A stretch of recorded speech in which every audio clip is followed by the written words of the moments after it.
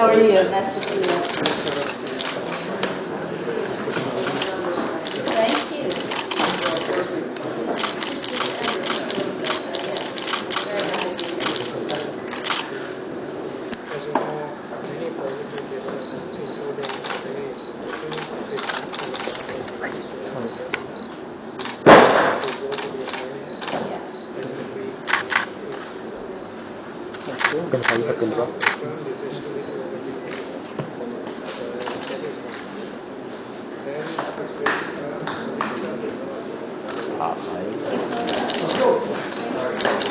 We are big tea lovers in our family, and I have an America book on your trip to the States.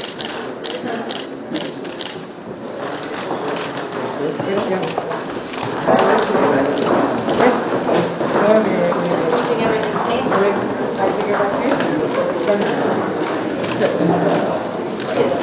Goodness.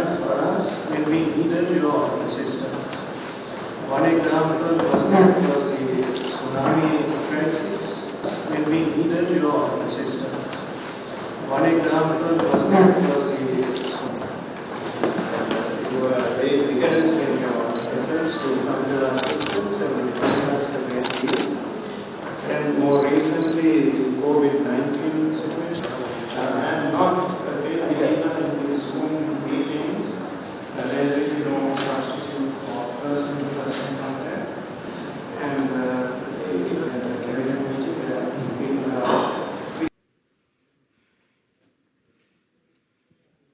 Your Excellency Victoria Nuland, Under Secretary of State for Political Affairs in the U.S. Department of State, I welcome you very cordially to our country and to our ministry. We've had a very rewarding and complete discussion at the Cooperation Dialogue on a whole range of matters of fundamental importance both to the United States and to Sri Lanka. We have, Excellency, 66 missions abroad, and we have told all of them in no uncertain terms that their principal focus this year should be on economic diplomacy. That is what our country needs at this time. There is non-debt inflows of foreign exchange, by which we mean principally trade, investment, and tourism. So we have given our missions very clear directions about what their focus, their emphasis, and their priorities should be. In that overall context, it is natural that in our discussions we should have paid considerable attention to the economic dimension of the relationship between our two great countries. So we explored avenues that are available for more vigorous investment by American companies into Sri Lanka, ways of developing the contours of our trade relations. And although the number of tourists visiting us from the United States is at present quite modest, I think there are opportunities for expanding that as well. Sri Lanka and the United States have a lot in common, one of which is the sanctity we attach to the democratic way of life. Actually, Your Excellency, long before our country received independence from the British, we had given our people the benefit of universal adult suffrage. That happened in 1931, while we received independence only in 1948. So since 1931, uninterrupted, without a single break, our people have voted regularly at elections. They have elected and dismissed governments at free and fair elections. And the democratic way of life is something we cherish in our country. The other is the vigorous role of the private sector. some of our principal companies are the source of products that are very popular in the United States, in places like Victoria's Secret. And these companies, especially in tea and in the apparel sector, are global leaders, not just national or regional leaders. So we have this robust relationship, not just between the government of Sri Lanka and the government of the United States, but between entrepreneurs in our two countries. After all, Thomas Jefferson and John Quincy Adams said that freedom is indivisible. You cannot enjoy political freedom, but not economic freedom. It is all one, integer, a whole. So I think the empirical experience of Sri Lanka over the decades vindicates the validity of that proposition, and this lays the foundation for a very strong bilateral relationship between our two countries. We considered other things as well, cooperation with regard to ocean-related matters. Sri Lanka is playing a pioneering role in that area as chairman of BIMSTEC. Next week we are handing over to Thailand. That is a grouping of 7 countries, all of which are very important from the point of view of the regime of the oceans. Sri Lanka and the United States share certain core values with regard to the law governing the oceans. We believe in a rules-based order, in the sanctity of navigation through international waters. We also talked about reconciliation in the aftermath of a ferocious 30-year conflict which came to an end only in May 2009. I briefed His Excellency Victoria Nuland about the initiatives that we have put in place to deliver on these issues. Local mechanisms, the amendment of the Prevention of Terrorism Act yesterday in Parliament, the Commission of Inquiry headed by Justice Nawaz, which was appointed by the President and which has now handed in a very insightful and imaginative report. The initiative by His Excellency the President of Sri Lanka to meet a delegation of the Tamil National Alliance on Friday. The overall exercise in constitutional reform, which is now nearing its completion, as far as the submission of the proposals of the experts committee is concerned. The experts committee will submit their proposals, and then we embark upon the parliamentary process. All of these are exciting developments. The resolve of the government of Sri Lanka to work constructively and purposefully with the representatives of civil society. The NGO Secretariat has now been brought under the aegis of the Ministry of Foreign Affairs. Referring for a moment to the Commission of Inquiry report, one of the concepts that we want to develop is the truth-seeking mechanism. Truth-seeking mechanism. Here, we do not wish to reinvent the wheel. There's no purpose in doing that. But no two situations are exactly alike. So we will look at the experience of other countries, South Africa in particular, but always taking care to adapt the successful experience of other countries to suit the combination of circumstances in our own country.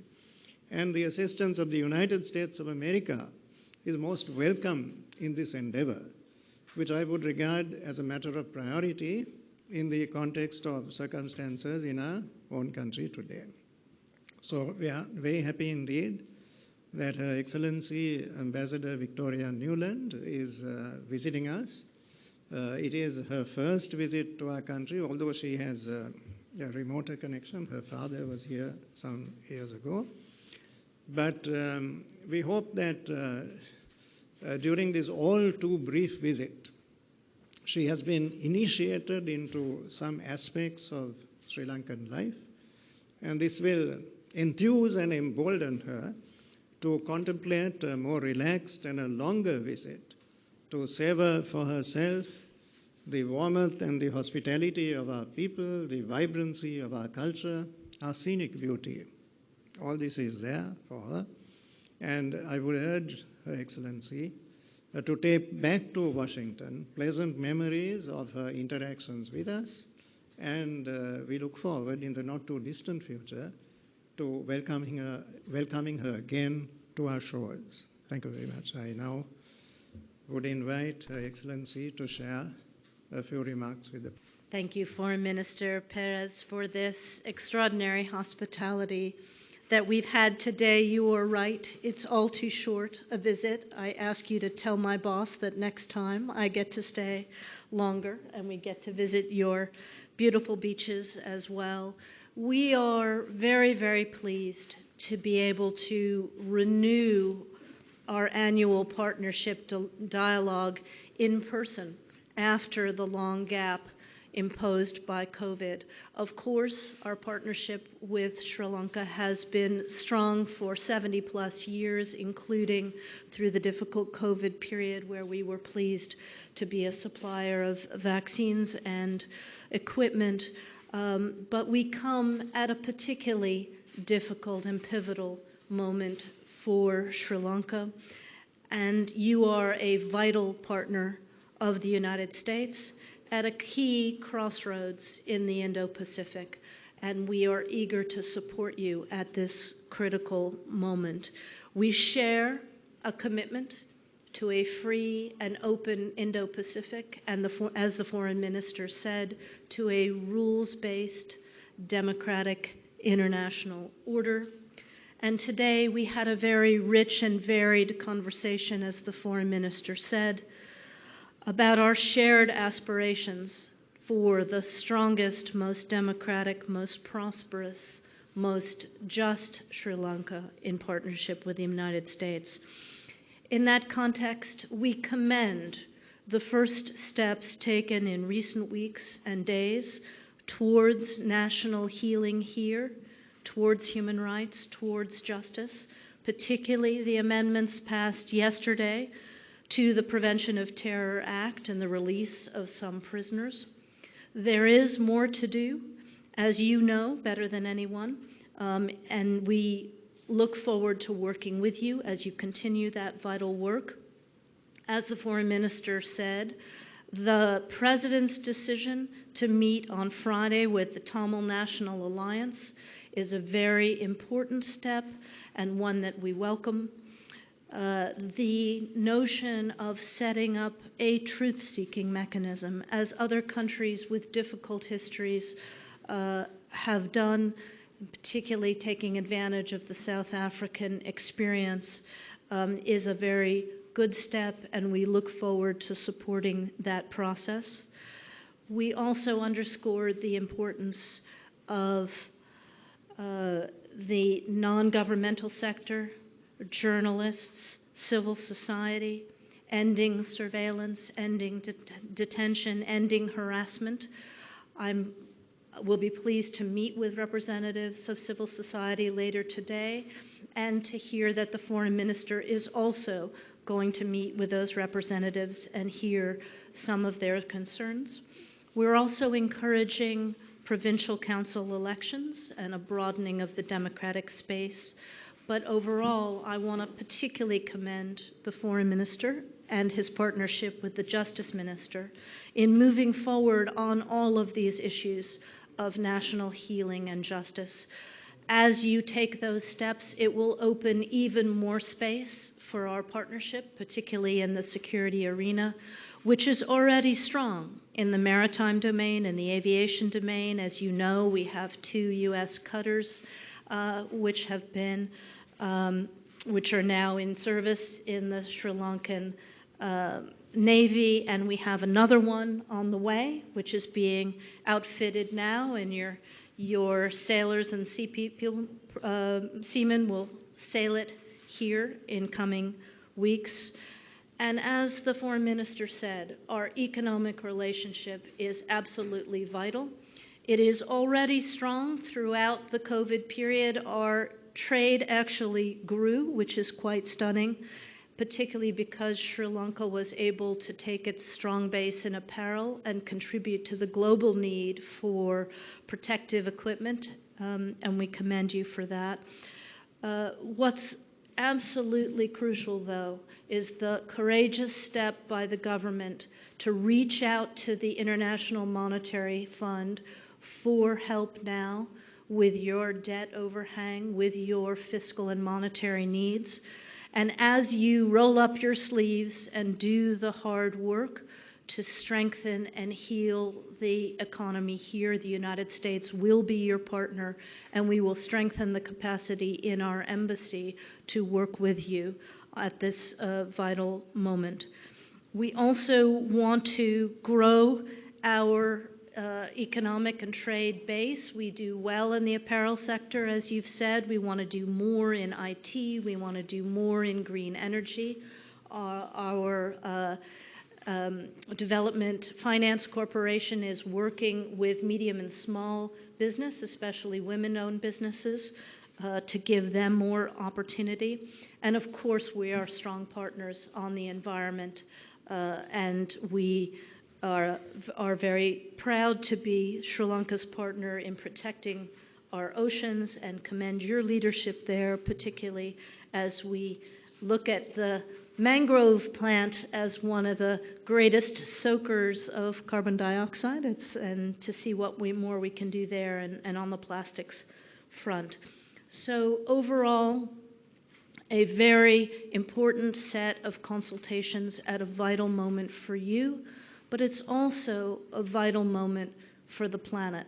And we will speak over lunch about some of the global issues, but I want to particularly make note of the fact that Russia's brutal aggression in Ukraine just underscores for all of us the importance of the democracies strengthening ourselves and standing together in the face of brutal autocratic behavior, coercion, aggression, whether it's coming from Russia, whether it's coming from other autocracies around the world. And I think the foreign minister said it best. We share a commitment to the rules-based international order. We share a commitment, the U.S. and Sri Lanka, to the sanctity of the democratic way of life. That's what we are here to strengthen together. We look forward not only to coming back to Sri Lanka, but also to welcoming you in Washington in coming months. Thank you, everyone. Thank you. Oh my goodness.